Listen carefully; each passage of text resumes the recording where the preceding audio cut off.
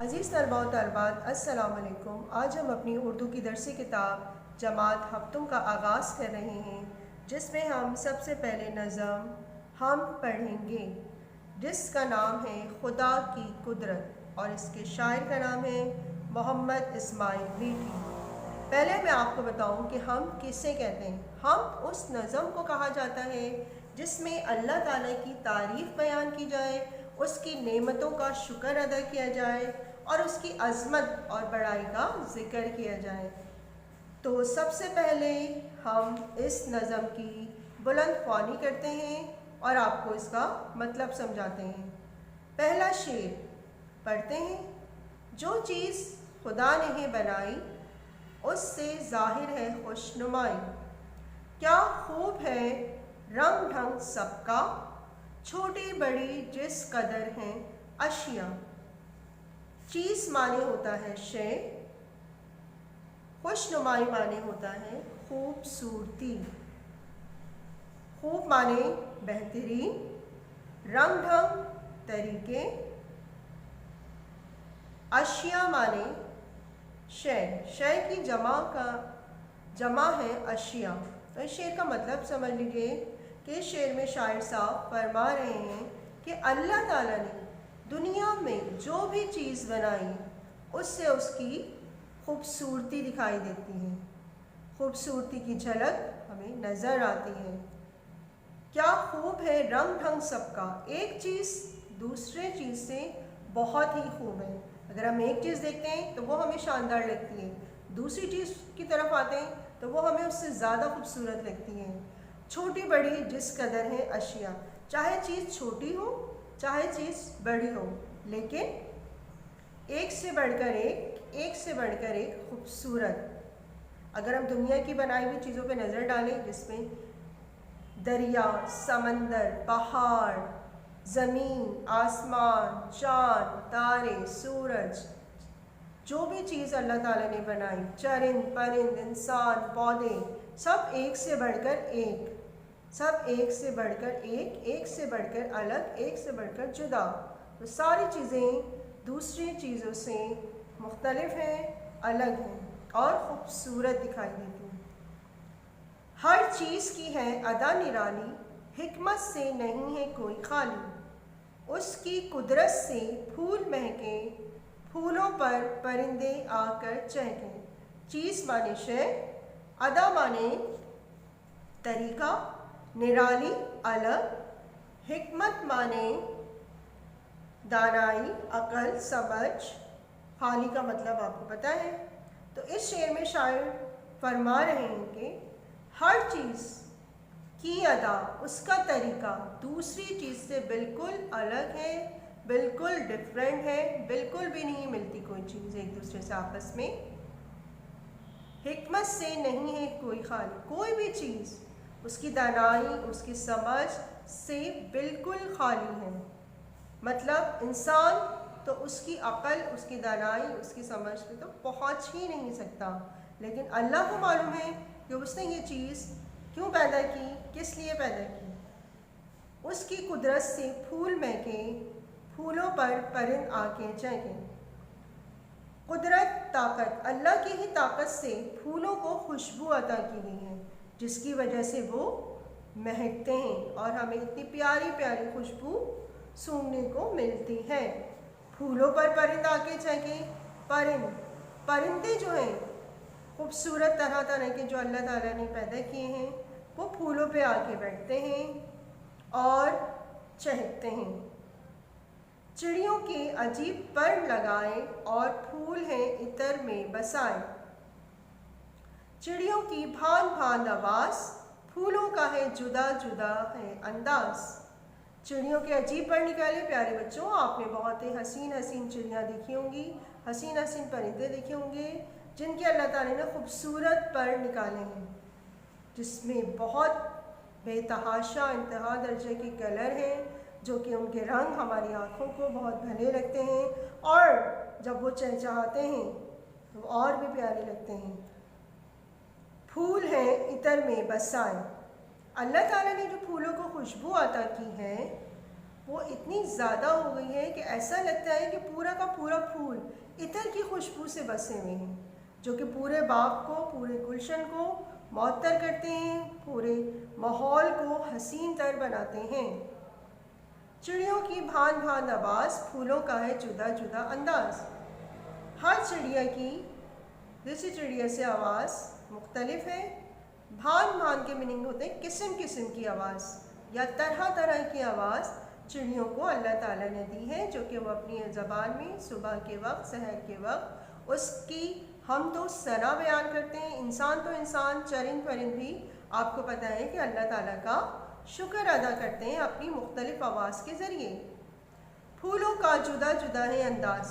प्यारे बच्चों, आपने बहुत से फूल देखे होंगे जो कि बहुत मुख्तलिफ तरह के होते होंगे। किसी का रंग अलग है, किसी की बनावट अलग है, किसी का पत्ता जुदा है, किसी का पत्ता अलग है। तो सारे फूल जो अल्लाह ताला ने बनाए एक दूसरे से अलग बनाए हैं, जुदा जुदा अलग अलग अंदाज में तख्लीक किए हैं। कोई भी चीज़ दूसरे फूल से मिलती भी नहीं है। तो हमें अपने रब का शुक्र अदा करना चाहिए कि उसने इतनी प्यारी प्यारी नेमतें इंसान के फ़ायदे के लिए पैदा की गई हैं। शाम आई तो उसने पर्दा डाला, फिर सुबह ने कर दिया उजाला। जाड़ा गर्मी, बहार बरसात, हर रुत में नया समा, नई बात। प्यारे बच्चों, जब शाम आती है तो शायर कह रहा है कि उसने रात का पर्दा डालकर दिन को ख़त्म कर दिया और फिर सुबह ने कर दिया उजाला। और सुबह लाकर, मेरे रब ने सुबह लाकर दुनिया में उजाला कर दिया। आपको पता है कि अल्लाह ताला ने रात आराम के लिए बनाई है। जब पर्दा आ जाता है तो दिन भर के काम हम ख़त्म करके थक जाते हैं, तो रात को हम आराम करते हैं। फिर दोबारा से रात के बाद सुबह लाना भी मेरे रब की ही कुदरत है, मेरे रब का ही करिश्मा है कि वो सुबह लाकर बहुत अच्छा उजाला पूरी दुनिया में फैला देता है, जिससे इंसान अपने दिन भर के काम बआसानी करता है। जाड़ा गर्मी बहार बरसात, अल्लाह ताला ने साल में 4 मौसम रखे हैं। ये 4 मौसम इंसान के फ़ायदे के लिए रखे हैं, उसकी भलाई के लिए रखे हैं, ताकि इंसान एक ही मौसम से बेजार ना हो जाए। हर रुत में नया समा, नई बात। देखें, हर रुत में नया समा, जब मौसम बदलता है तो दूसरे मौसम से बिल्कुल मुख्तलिफ होता है। जाड़ा के बाद जब गर्मी आती है तो इसकी खुसूसियात अलग हैं और जाड़ा के मौसम की खुसूसियात अलग हैं। जाड़ा में सख्त सर्दी होती है और गर्मी में सर्दी होती, गर्मी होती है। जब हम जाड़ा बहुत ज़्यादा बढ़ जाता है तो हम एक बेजारी की कैफियत में आ जाते हैं, लेकिन जब अल्लाह ताला उसको गर्मी की तरफ लाते हैं तो थोड़ा सा हमें रिलीफ मिलता है, थोड़ा सा हमें सुकून मिलता है। और जब बहार आ जाती है, लेकिन जाड़ा गर्मी से मुख्तलिफ है, गर्मी जाड़ा से मुख्तलिफ है, इसी तरह बहार भी गर्मी से मुख्तलिफ है, इसी तरह बरसात भी बहार से मुख्तलिफ है। बहार के मौसम में रंग बिरंगे फूल खिलते हैं, रंग बिरंगी हरियाली हमें नज़र आती है, माहौल खुशगवार हो जाता है, ठंडी ठंडी हवाएं चलती हैं। और बरसात के मौसम में ज़ाहिर है क्या होगी, बारिश होगी अल्लाह की रहमत से। तो ये हर रुत में नया समा, नई बात, ये बात यहाँ आ गई कि एक मौसम दूसरे मौसम से अलग है। जाड़ा गर्मी से अलग है, गर्मी जाड़ा से अलग है, बहार बरसात से अलग है, बरसात के बहार से अलग है। तो हमें ये बात अच्छी तरह समझ में आ गई है कि एक मौसम दूसरे मौसम से जुदा है। ठीक है, आगे बढ़ते हैं। मिट्टी से खुदा ने बाग उगाए, बागों में उसी ने फल पकाए। आपको पता है मिट्टी में जब हम बीज डालते हैं तो उससे एक नया पौधा अल्लाह ताला की कुदरत से ज़ाहिर होता है, परवान चढ़ता है और बाग की सूरत इख्तियार कर लेता है। इन सब का बनाना कौन कर सकता है? सिर्फ़ और सिर्फ मेरे रब की ज़ात कर सकती है। बागों में उसी ने फल लगाए, जब पौधा बड़ा हो गया उसमें फल फूल आने शुरू हो गए। वो किसकी कुदरत से आ रहे हैं? वो मेरे रब अल्लाह ताला की कुदरत से आ रहे हैं। गाय भैंसें अजब बनाई, क्या दूध की नदियाँ बहाई। मुख्तलिफ़ किस्म के जानवर अल्लाह ताला ने भी हमारे फ़ायदे के लिए पैदा किए। गाय भैंसें कितनी अजब अजब बनाकर हमारे लिए उनमें से दूध की नदियाँ बहाएं ताकि हम इन जानवरों से लुत्फ़ अंदोज़ हो सकें, उनसे फ़ायदा उठा सकें। फ़ायदा किस तरह कि हम इनको खा भी सकते हैं, इनका गोश्त, और इनका दूध हम पी भी सकते हैं। पैदा किए ऊँट बैल गायें हर शय के बना दिए जोड़े।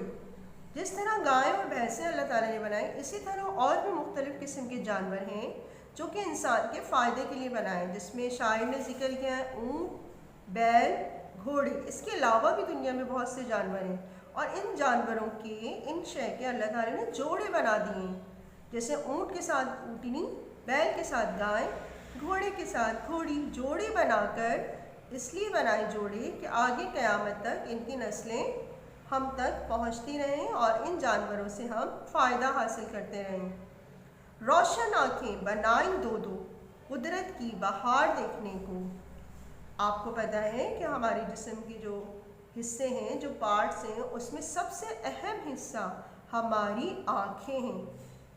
आँखें ना होती तो ज़रा सोचिए कि हम इस खूबसूरत दुनिया को कैसे देख पाते।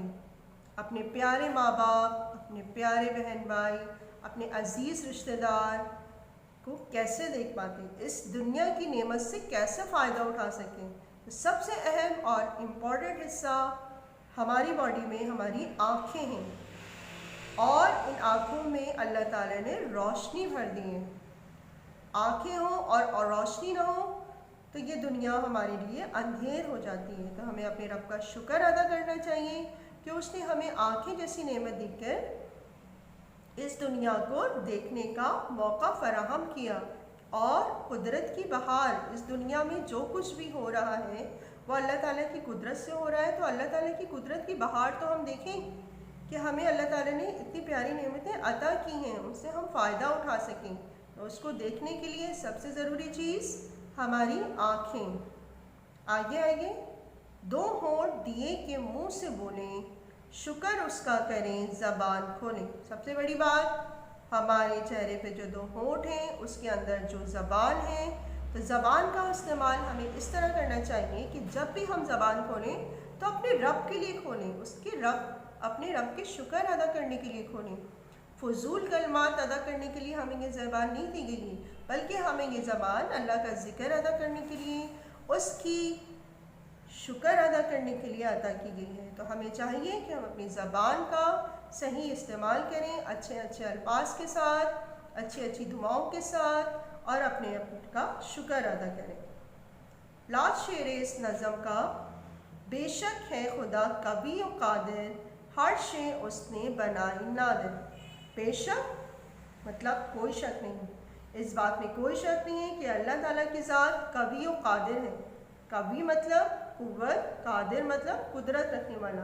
अल्लाह ताला की ज़ात है जो इस पूरी कायनात पर कुदरत रखता है, इस पूरी कायनात पर ताकत रखता है। इसके अलावा कोई और हस्ती हो ही नहीं सकती जो इस पूरी दुनिया को बना सके, इस पूरी दुनिया पे कुदरत रख सके। तो एक मुसलमान होने के नाते हमारा ये ईमान है कि अल्लाह ताला की ही कुदरत है जो कि इस दुनिया, इस कायनात और दोनों जहां में छाई हुई हैं।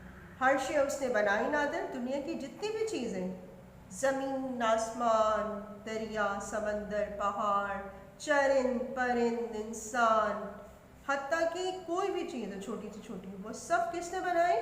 मेरे रब अल्लाह ताला ने बनाई, और बिल्कुल नादिर बनाई है, बिल्कुल नायाब। उसकी जैसी चीज़ ना कोई तख्लीक कर पाया है, न कर सकता है, ना ही करेगा। तो इस हम का जो मेन बात है, जो मेन इसमें बात कही गई है वो ये है कि अल्लाह ताला ने जो भी चीज़ बनाई वो बहुत ही खूबसूरत बनाई, बहुत ही निराली बनाई। अंदाज़ इसका अलग, रंग ढंग इसके अलग, एक चीज़ दूसरे से बिल्कुल जुदा बनाई है, ज़रा सा भी सेम मैचिंग नहीं है। तो ठीक है प्यारे बच्चों, आपको इस नज़म की तशरीह शुरू शेर से लेकर आखिरी शेर तक बहुत अच्छी तरह समझ में आ चुकी होगी।